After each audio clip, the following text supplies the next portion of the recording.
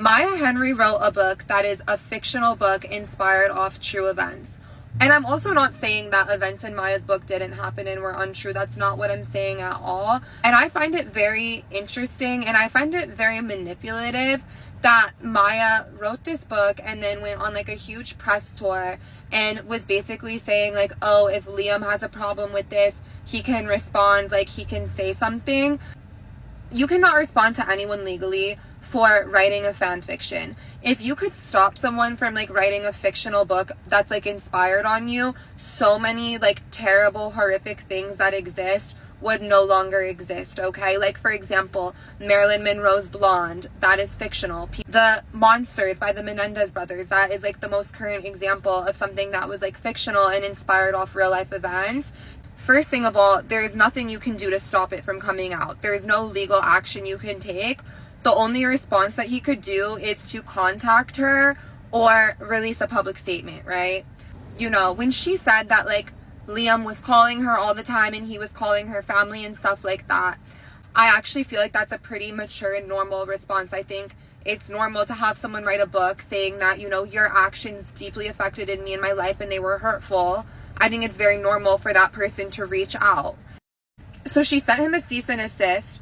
So it's like, okay, he can't really respond to her anymore. No PR agent in the world, no person, no one on anyone's team would ever allow someone to publicly respond to that book, especially at the stage of, you know, cultural relevance of this book. A few days ago, not most people that follow Liam on Instagram and follow him publicly, they don't know that his ex-fiance wrote a book. So first thing of all, I'm very confused as to what she even thought this statement would look like. Like, what did she want him to say? Like, my ex-fiance wrote a fan fiction about me? Like, what would this statement even look like?